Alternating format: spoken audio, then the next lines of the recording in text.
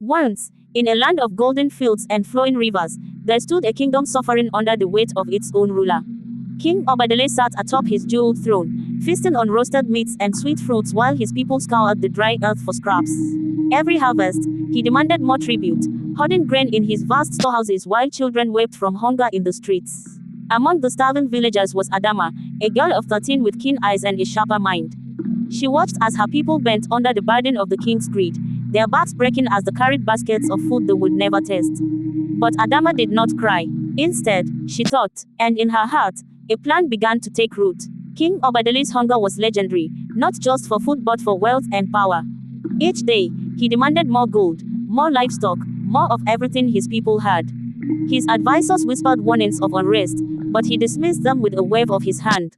Adama listened in the marketplace as the elders grumbled. The king has ears only for those who praise him, they said. And with that, an idea took shape in Adama's mind. If flattery was the only language the king understood, then she would use it to weave a trap from which even he could not escape. Disguising herself as the daughter of a wealthy merchant, Adama secured an audience with the king. "Great and mighty ruler," she said, bowing low, "your wisdom is unmatched, and your wealth is beyond measure.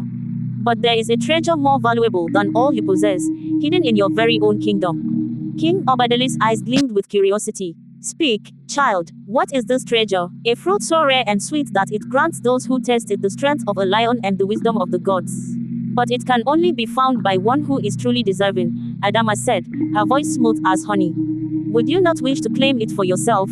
The king, greedy as ever, leaned forward. "Where can I find this fruit?" Adama smiled. "Ah, that is the mystery, your majesty. Only the cleverest of rulers may uncover it."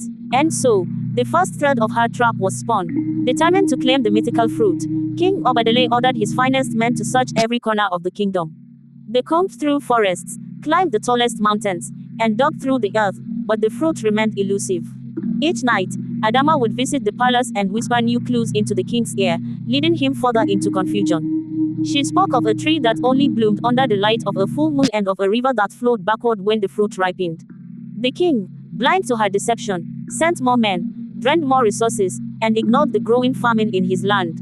As the king's obsession deepened, the people suffered more than ever. Crops wilted in the fields, untended as the farmers were conscripted into the king's endless search. The once prosperous kingdom became a land of dust and despair. But through it all, Adama watched and waited, knowing the time for her final move was near. One evening, Adama gathered the villagers and whispered to them of her plan. "The king's hunger blinds him," she said, "but we shall use it to open his eyes." And so, the second part of her trick began. Adama's plan required patience. She and a few trusted villagers began sneaking into the king's storehouses at night, taking small amounts of grain and distributing it to the starving people. The king, still fixated on his mythical fruit, did not notice at first. As weeks passed, the missing food became impossible to ignore. The king's royal chefs complained that their stores were dwindling. Furious, Obadele doubled his guards, but the thefts continued. "Who dares steal from me?" he roared, unaware that the answer lay closer than he imagined. With the stolen grain keeping the people alive, whispers of defiance began to spread. The villagers, once too weak to resist, started gathering in secret to speak against the king. Adama, always in the background, listened carefully. The time is near, she thought. Soon, the king will face the consequences of his greed. King Obadele could no longer ignore the unrest in his kingdom. His advisors warned him of famine, of rebellion, of growing hatred among the people. But he refused to believe that his rule could be questioned. Determined to root out the thieves, he ordered every villager to be questioned and every home searched. But the people, now emboldened by Adama's courage, stood together.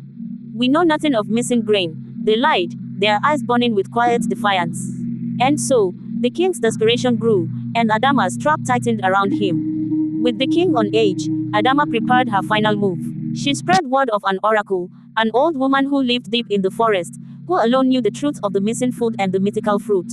Desperate, King Obadele set out to find her, unaware that he was walking into the last stage of Adama's plan. When the king arrived at the oracle's hut, he found a wrinkled old woman stirring a pot over a small fire. "Tell me, wise one," he demanded, "where is the fruit of power, and who steals from my stores?" The oracle, who was none other than Adama in disguise, cackled. "The fruit you seek is not one that grows on trees, your majesty. It is found only in the hearts of those who rule with wisdom and kindness. As for your grain, It has gone to those who needed it most. The king's face darkened with fury. What nonsense is this? I have been deceived. The oracle peered at him with knowing eyes. Indeed, you have. And now, your people are stronger, while you are weaker than ever. The question is, what will you do next? King Obadele staggered back. For the first time, he saw his kingdom as it truly was, broken, starving, and resentful. His greed had led him into a trap of his own making. If he continued his tyranny, he would soon have no kingdom left to rule. Adama removed her disguise and stepped forward. You can still change, Your Majesty, but only if you open your eyes to the suffering around you. The king, exhausted and humbled, sank to his knees. What must I do? Adama smiled. Give back what you have taken, and lead not with hunger, but with heart. King Obadele sat in silence, the weight of his choices pressing down on him like a heavy cloak. The faces of his starving people haunted his thoughts, their sunken eyes and frail bodies revealing the true cost of his greed. He had spent years feasting while his people withered, but now, the truth was undeniable. He had been blind, but Adama had forced his eyes open. Summoning his council, the king did something he had never done before. He listened. He listened as they spoke of empty fields and withering livestock, of mothers who rocked hungry children to sleep and farmers who had long given up hope. And for the first time in his reign, King Obadele did not dismiss their words. Adama stood before the king, unwavering. The people will no longer serve a ruler who cares only for himself, she declared. You have a choice, change, or be overthrown. The king's advisors gasped, but Obadele merely sighed. He had no army left to crush a rebellion, and his treasure hoard was meaningless if he had no people left to rule. Slowly, he nodded. I will make amends. And so, the great transformation began. The king's first decree shocked the kingdom. He ordered his vast storehouses opened, and the grain that had been hoarded for years was distributed among the starving villagers. People rushed to receive their share, weeping with relief as they held the first full meal they had seen in months. Adama watched from the shadows, her heart swelling with pride, not for the king, but for the resilience of her people. Despite the king's sudden change, the people did not trust him. They had suffered too long under his rule to believe his kindness was genuine. What if this is another trick?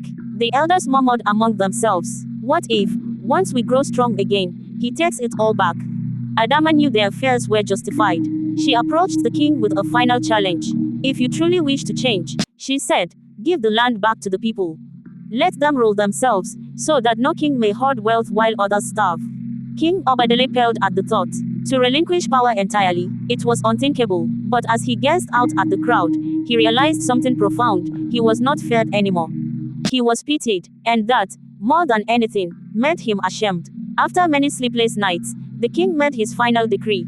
The kingdom would no longer be ruled by one man alone. A council of elders, chosen by the people, would oversee the distribution of food and wealth. The farmers would own the land they tilled, and never again would a ruler be allowed to hoard while his people starved.